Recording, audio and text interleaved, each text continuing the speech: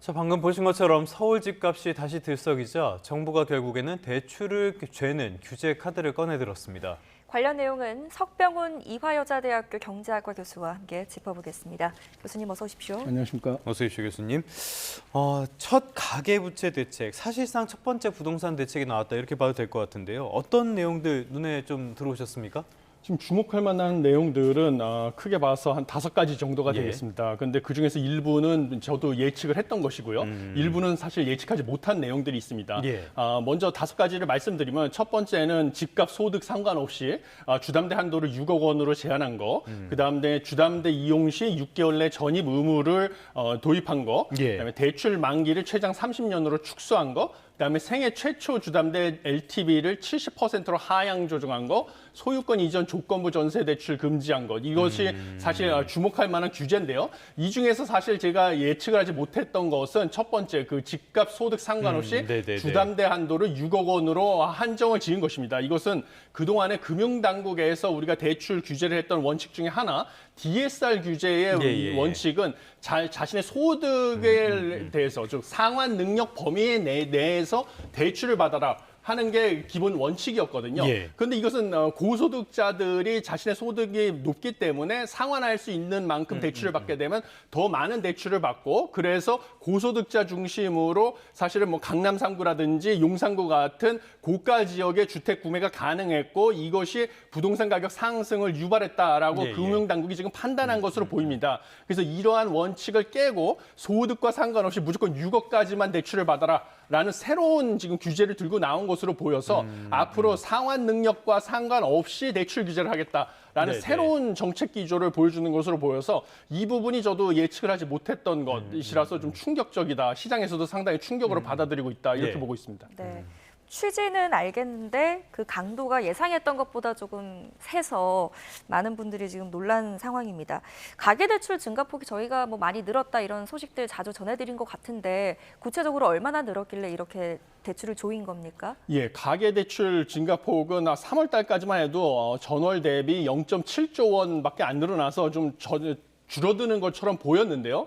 갑자기 이제 4월 달부터 5.3조 원, 그다음에 5월 말에 6조 원, 그다음에 6월 말에는 5.8조 원 늘어나고 있습니다. 그다음에 이달 같은 경우도 7월 달부터 시행되는 스트레스 DSR 3단계 규제가 예고돼 있기 때문에 마지막에 그 대출 수요가 몰려들어서 지금 6월 말 못지않게 큰 폭으로 가계 부채가 늘어날 것으로 보여지고 있습니다. 이렇게 가계 부채가 크게 늘어나는데 이 중심에는 주택담보대출 증가가 주 원인이 있고요. 이것이 최근에 주택 가격이 서울 지역을 중심으로 서울과 수도권 지역을 중심으로 급등하고 있는 것이 이번에 집을 사지 않으면 앞으로 뭐 벼락거지가 될 수도 있다.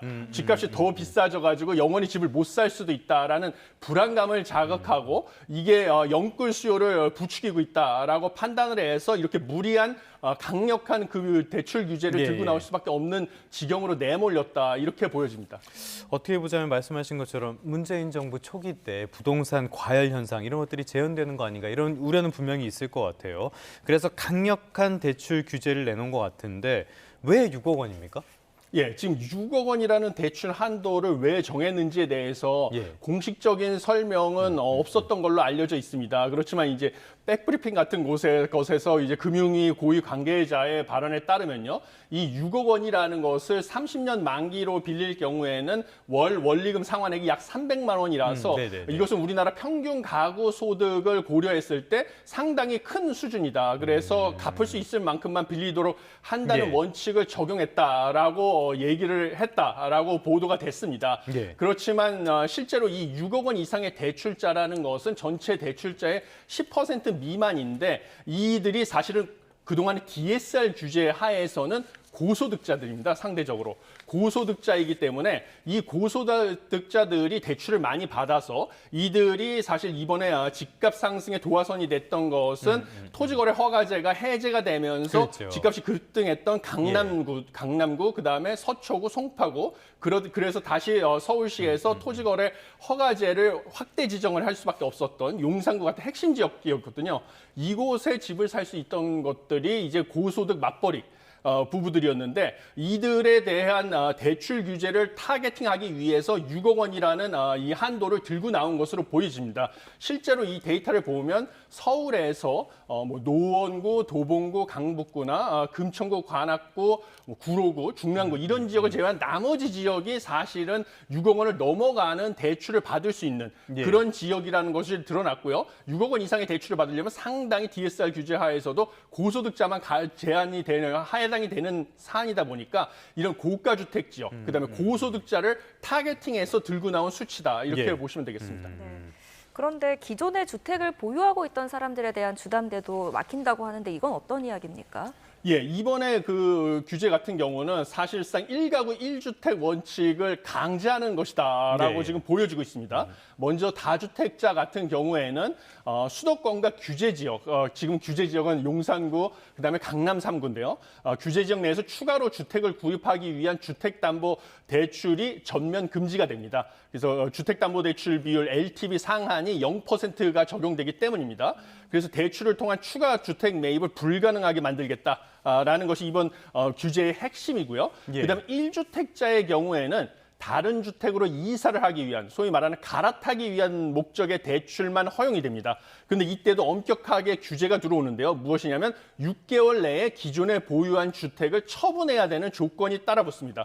6개월 이내에 처분을 한다는 조건 하에서 수도권 규제 지역에는 LTV 상한 50%, 그다음에 비규제 지역은 70%가 적용이 됐는데 만약에 6개월 이내에 기존의 주택을 처분하지 못할 경우에는 즉시 대출금을 상환해야 될 뿐만 아니라 앞으로 3년간 주택 관련 대출을 못 받게 하는 강력한 그 처벌을 받게 됩니다. 그래서 사실상 이거 1주택, 1가구 1주택을 그렇네요. 강제하는 강력한 규제다 이렇게 보시면 되겠습니다. 근데 이제부터는 효과를 좀 분석을 해봐야 될 것 같은데요. 저는 이 정책 나오고 처음 들었던 생각이 이거 실수요자만 타격을 받는 게 아닌가라는 생각이 하나 들었고요. 두 번째로는 그렇기 때문에 이게 단기적인 충격을 넘어서 중장기적인 안정 효과가 있을 것인가 이 생각이 들었거든요. 먼저 실수요자 문제, 이거 현금 부자들에게만 유리하게 되는 거 아닙니까? 예, 저도 그 부분에 대해서 동의를 합니다. 현금 부자가 유리할 뿐만 아니라요. 그다음에 뭐 무주택자들, 생애 최초 주택 구입자, 청년, 신혼부부 이런 부분들도 상당히 큰 타격을 받을 수밖에 없다 이렇게 보고 있습니다. 이번에 정책에 포함된 것 중에 하나가 아까 처음에 말씀드렸던 생애 최초 주택 구입자에 대한 LTV 축소가 있습니다. 기존에는 집값의 80%까지 대출을 받을 수 있었는데 이번에는 70%까지만 대출을 받을 수 없다라고 받을 수 있다라고 줄여버렸습니다. 그래야 되니까 처음 주택을 구매할 수 있는 사람도 당장 자기 자본을 더 많이 준비를 해야 됩니다. 그러니까 최초 주택 구입도 어려워졌죠. 그다음에 두 번째로는 정책금융상품의 대출 한도도 일괄적으로 다 내려버렸습니다. 이게 서민들이 그동안에 좀 더 적은 이자, 그다음에 더 많은 대출 한도를 이용해서 적은 자기 자본을 가지고 주택을 구매할 수 있는 주거 사다리 역할을 했었거든요. 그런데 이런 디딤돌 대출, 보금자리론 같은 정책금융 상품마저 LTV 70% 규정을 적용하고 대출 한도를 낮춰버리다 보니까 서민들도 집을 사기 어려운 상황이 됐습니다. 두 번째는 앵커님께서 지적하신 것처럼 현금 부자에게만 유리한 시장으로 재편될 수밖에 없어졌습니다. 심지어 고소득자들마저 6억 이상으로 대출을 받지 못하게 돼 있으니까요. 뭐 자신의 능력으로 좋은 직업을 얻어가지고 고소득자는 됐지만 초기 자본이 없는 현금이 부족한 사람들 같은 경우는 자기가 원하는 곳에 집을 사기 어려워졌습니다. 반면에 뭔가 부모를 잘 만났다든지 아니면 원래 현금을 부모로부터 많이 받았다든지 이런 사람들 같은 경우는 대출과 상관없이 현금을 이용해서 오히려 더 경쟁 없이 핵심지에 집을 사기 유리한 상황이 됐다. 이런 상황이 됐다고 보고 있습니다. 그렇다면 말씀하신 것처럼 이게 어떻게 소위 말하는 금수저, 흙수저의 문제가 비화될 수도 있을 것 같은데 그렇게 봤을 때 단기적으로 어찌됐건은 서울 쪽이라든지 지금 과열된 지역들 이런 쪽은 수요가 가라앉을 수밖에 없을 것 같고요. 그런데 이게 중장기적으로 봤을 때는 잘 갈 수 있을까요? 어떻게 전망하십니까? 중장기적으로는 당연히 이게 잘 가기 어렵다. 저는 이렇게 보고 있습니다. 네. 왜냐하면 단기적으로는 앵커님께서 지적하신 것처럼 당연히 대출을 조이기 때문에 이 대출 없이 자기 자본을 많이 필요해서 이 대출의 영향을 받는 아까 말씀드린 금천구, 관악구, 구로구, 그다음에 중랑구, 노원구, 도봉구, 강북구를 제외한 다른 서울 지역에서의 주택 구매는 어려워졌습니다. 그래서 이 지역에서의 주택 매수세는 주춤해지고 관망세가 있을 것으로 보여집니다. 대신에 이 집을 못 산 다른 수요자들 같은 경우는 예. 이 지역을 제외한 현 대출 규제 한도 내에서 집을 살 수 있는 다른 지역으로 수요가 전파될 것입니다. 그러면 서울 외곽 지역 아니면 경기도 지역에서 네. 주택 구매가 늘어나면서 그 지역의 주택 가격이 올라가서 서울 핵심지와 그 지역 간의 주택 가격 격차는 줄어들게 돼 있습니다. 예. 그렇게 되면 이제 그 다음에는 수요가 어차피 외곽지나 핵심지나 가격 차가 거의 없으니까, 그리고 그 사이에 핵심지의 주택을 구매하기 위해서 마련해야 될 현금도 준비가 됐을 가능성이 큽니다. 고소득자 네네네. 같은 경우는 저축이 쌓이니까요. 그러면 당연히 그 다음에 다시 핵심지에 주택 매매 수요가 늘어나서 핵심지 가격은 다시 상승할 수밖에 없습니다. 이런 메커니즘으로 주택 가격을 진정시키는 효과는 단기에 그칠 수밖에 없다, 이렇게 보고 있습니다. 우리가 과거 2차례 정도 경험을 해봤던 예. 그런 일이네요. 네. 이 실수요자들에 대한 또 피해가 우려가 되는 만큼 어떤 대책들이 좀 보완이 돼야 되겠습니까? 당연히 이 보완이 돼야 될 것은 왜 이번에 그 서울을 중심으로 해서 집값이 급등하기 시작했는지 그 근본 원인을 정확하게 규명을 하고 그것에 합당한 처방을 내려야 되는데요. 그 근본 원인은 뭐 지난주에도 제가 말씀드렸다시피 내년부터 신규 입주 물량이 서울 수도권이 절반으로, 장기 평균의 절반으로 떨어지는 공급 절벽에 처하기 때문입니다.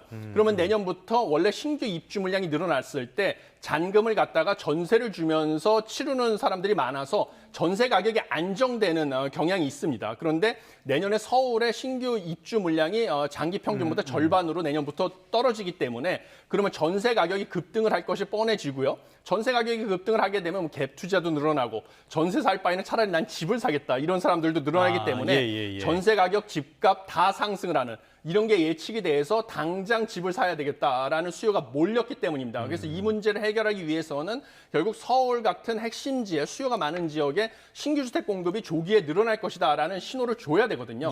그런데 서울에는 결국은 빈 땅이 없기 때문에 그렇죠. 재건축, 재개발에 대한 규제를 풀어주지 않으면 신규 주택 공급이 늘어난다는 신호를 줄 수가 없습니다.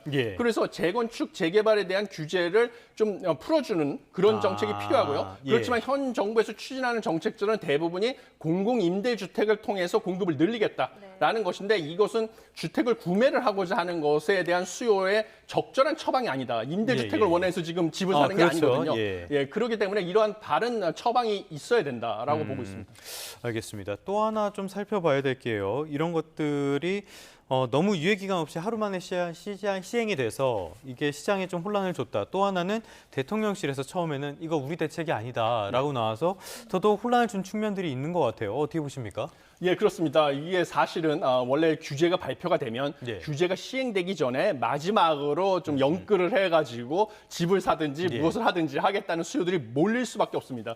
이런 막판 연끌 수요를 차단하기 위해서 기습적으로 발표를 하고 바로 시행을 하겠다라는 의도로 보여집니다. 그래서 그것은 이해를 하지만요. 그러다 보면 이제 선의의 피해자들이 발생하는 것을 막을 길이 없습니다. 이번 같은 경우도 당장 그 다음 날부터 시행을 한다고 하니까 은행으로 금융 소비자들이 막 몰려 들어가서 대출 창구가 마비가 되고요. 그다음에 계약 말고 가계약이라는 것을 체결한 사람들이 자금을 마련하기 어려워서 낭패를 보고 뭐 가계약금을 배액 배상하는 상황에 내몰린다든지 이런 많은 피해를 볼 수밖에 없었습니다. 이래서 뭐 민심이 안 좋아져서 그랬는지 모르지만 또 뜬금없이 대통령실과 금융당국이 서로 상호 교감이 없이 금융당국이 발표를 했다라고 했다가 나중에 또 소통이 있었다라고 번복하는 해프닝까지 나온 상황을 봤을 때는요. 이렇게 정부조차도 혼란을 보이고 그리고 시장의 혼란까지 유발해서 좀 너무나 성급한 대책이 아니었냐 이런 아쉬움이 있습니다. 이번에 조금 더 정밀하게 나왔으면 효과가 더 좋지 않았을까라는 생각이 드는데 아쉬운 부분은 분명히 있는 것 같고요.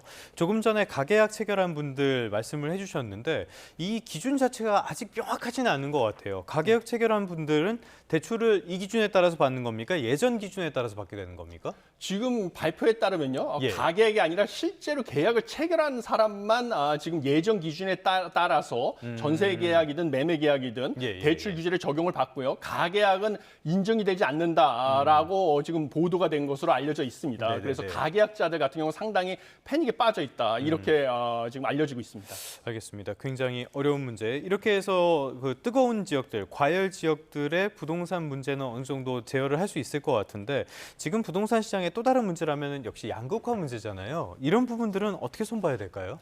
예, 양극화 문제는 결국은 근본적으로 양극화 문제를 해결을 하려면요. 예. 지금 지방에는 공급 과잉, 수요 대비 공급이 많은 상황이기 때문에 지방의 주택 수요를 늘리려면 지방으로 일자리를 많이 만들어서 사람들이 지방에 옮겨가서 살게 만드는 수밖에 없습니다. 예, 예. 그 특히 젊은 인구들이 지방으로 이전할 수 있도록 그래서 청년들의 일자리를 지방에 많이 만들기 위해서 뭔가 청년들의 창업이라든지 이런 것을 지방에서 쉽게 하게 그래서 지금 뭐 현 정부에서 추진하는 예를 들면 뭐 서울대 10개 만들기 프로젝트와 연계해 가지고요. 예. 뭐 청년 인재들이 지방에 가서 창업을 하고 지방의 대학의 수준을 끌어올려서 거기서 그 기업들에게 인재를 공급하는 이런 선순환 구조를 만들고요. 거기에다가 청년들이 살 수 있는 주택을 공급을 하고 그러면 이제 청년들이 거기에서 거주하면서 부동산의 수요가 늘어나서 서울 집값도 자동적으로 수요가 주니까 잡히는 이런 식의 정책을 추진하는 것이 근본적인 해법이 될 것이다. 이렇게 보고 있습니다. 네, 알겠습니다. 오늘 도움 말씀 여기까지 듣겠습니다. 지금까지 석병훈 이화여대 경제학과 교수와 함께했습니다. 잘 들었습니다. 고맙습니다.